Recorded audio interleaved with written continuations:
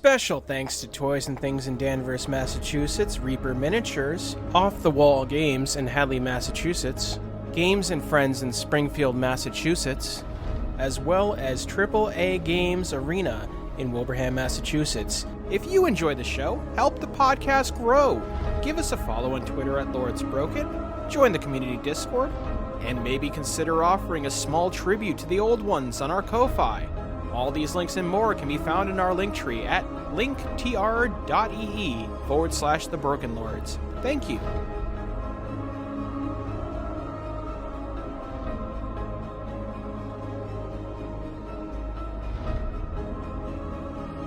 All right, hello everyone. Welcome again to another episode of the Broken Lords podcast. I'm Corey. I'm going to be your GM today as we explore a lost and forgotten valley. We even know that? We're nowhere in a fucked up valley. Yeah, That's enough info. You guys were able to see the valley, obviously, because what was it? Somebody climbed a tree. I climbed a tree. We're firmly in the no bueno zone. Let's remind everyone our character names, if you please. Hi everybody, I'm Jordan, and I'm playing the brick house Ricardo Vega. Hello everyone, I'm Snidely, and I'm playing Cole of Samaria. My name's Lydia. At least it still was last I checked. And I am Phaedra of House Hecuba. I'm playing Octomer. That sucks. Don't tell them that. I don't want them to know. Fuck them. But they can kind of figure it out by process of elimination anyway. Unless they're a pervert that watches the episodes out of order. I hope so now. We have already dropped the ball, another personal best on our speed run. When we last left off, you guys were getting a drink at the little stream you had found, waterfall side on the western wall of the valley, and there was a rustling out in the bush not terribly far away. From what I remember, the directions was north the direction we're going and south the dead end, or the opposite? The valley runs north-south. Very convenient for mapping purposes. It is incredibly convenient, yes. Anyway. I believe our goal is still to get to the cabin tonight. Yes, I want to hit it preferably before nightfall, but at least sleep there. Before nightfall. I like the idea of not sleeping where we apparently slept last night. Yeah, in a sacrificial pit surrounded by the bones of our deceased other victims. Yeah, it sounds decent. Deceased creatures, deceased peoples, just, yeah, our contemporaries. There. Anyway, yeah. I'm gonna check out the rustling in the bushes. Yeah, is it coming? Is that noise coming toward us, or is it like distant and it is approaching? Uh-oh. Is it coming from the direction we want to go, or from like? It is coming from the north. Yes. So, how loud and tiger-like is this rustling? On a scale of 1 to tiger, it's pretty tiger. It's pretty tiger. It sounds like something larger than you're comfortable with, but it also sounds like it's not alone. It's a little ways off yet. It's not directly on top of you. You guys could attempt to evade. We should probably do that. Ricardo thinks we should try to at least flank them to the east. Like head east and then try and loop around. I remember there were snake chunks at the other end of the river. Yes. So how sneaky are these waters, do we think? There was no sign of any large animal activity at this end of the stream. Okay.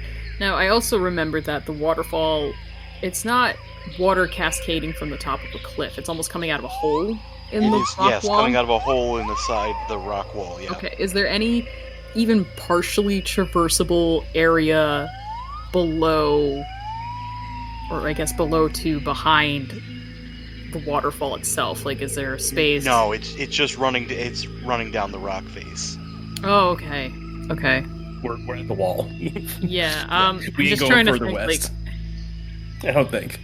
I mean, going up a tree sounds like going towards the rustling in any case right now. Going in the water is like not great.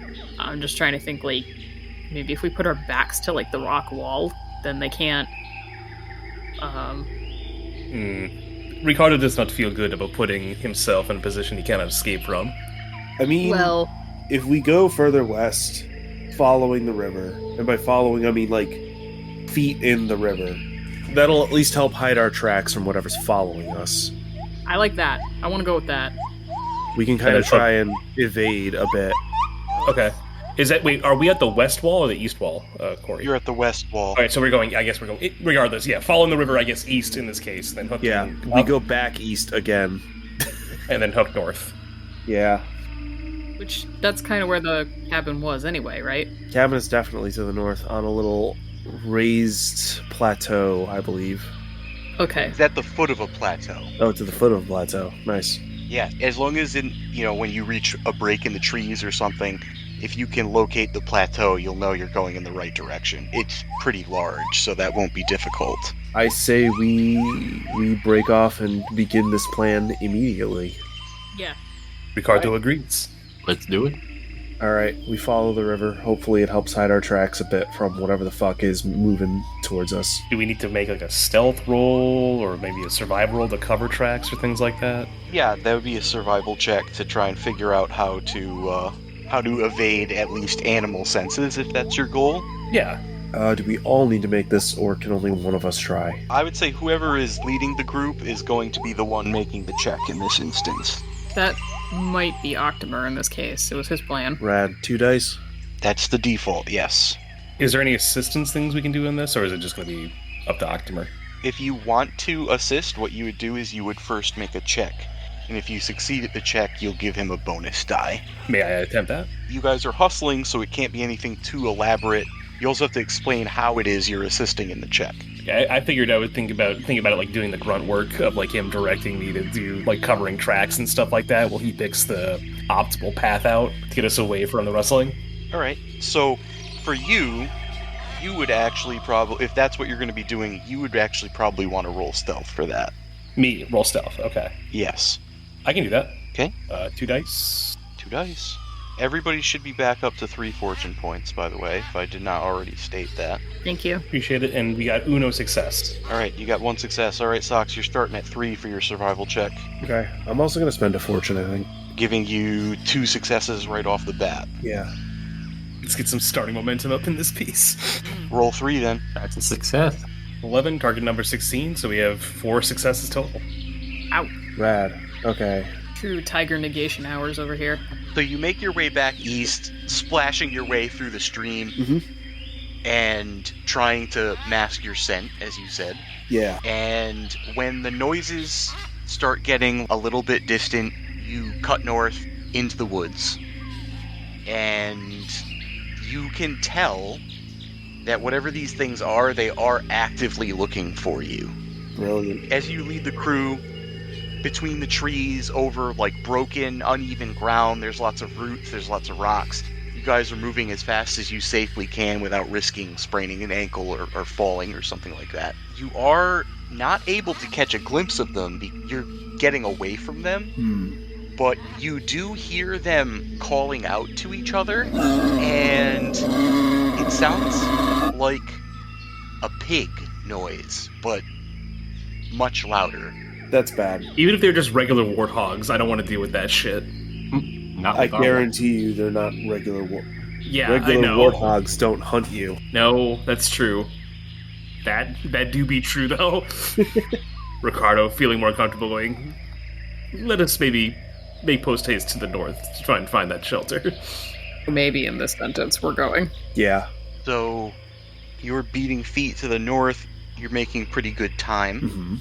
You make it, by your judgment, it's hard to say with how broken up the ground is. You can't travel in straight lines. Just the tree growth, there's a lot of thorny undergrowth interspersed.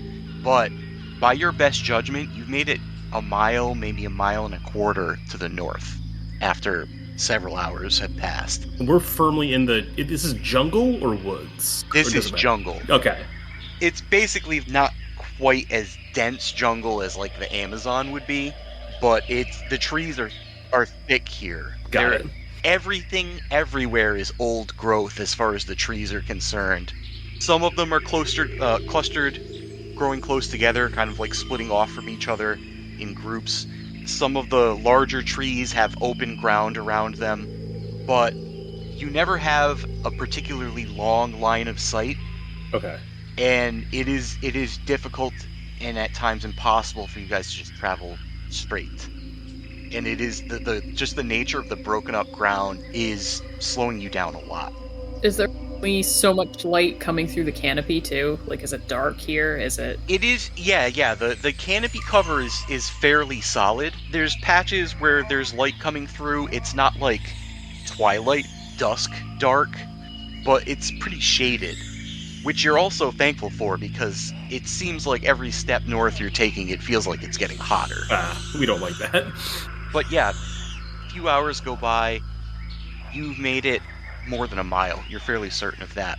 I would like to get observation tests from everybody. And do my friend. Boop. No. Duffed it. Not even skilled in this, so. Any observation? I'm gonna re-roll one of my d20s. Okay. Good play, pulling on the talent cult. Survival. That's a success. Alright, there's one. See if Annie. That's a critical success. You're welcome. So that's 2 successes for you. Yeah. Oh, did I roll a natural one? You Fuck yeah. natty 1, homie. Yeah. Yep. All right. So, yeah, you continue making your way north. There are animals around, and actually, the further north you get, there's more larger animals around, like deer, not massive, but like a regular like whitetail. Mhm. There are these small furry creatures in the trees that have big eyes. They seem very shy, and they scurry up the trees as you approach. There's birds. Animal life is increasing the further away you get from whatever the hell it was that you started at. The bone zone. Yeah. Whether it's the sorcery implied or whether it is the hunting ground of 2 warring apex predators, who knows?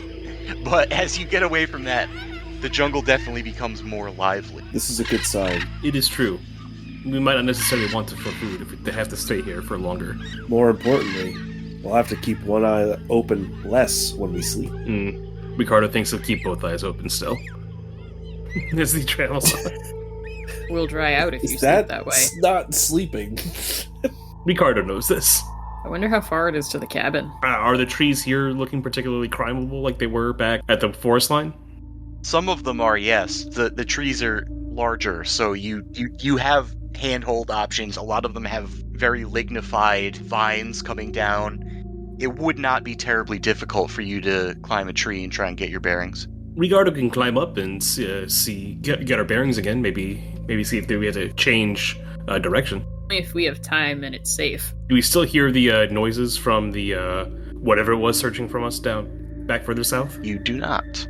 Go ahead. I'll keep watch. I'll give it a shot. I'll pick a particularly climbable looking one. Yep. This would again be a difficulty 0, so you don't have to worry about it. Okay. And you make your way up. You're actually climbing for a while on this one. Uh-oh. It takes you a few minutes to get up high enough. You don't get all the way up to the canopy, but you get to a point where you're higher than some of the surrounding trees. Okay.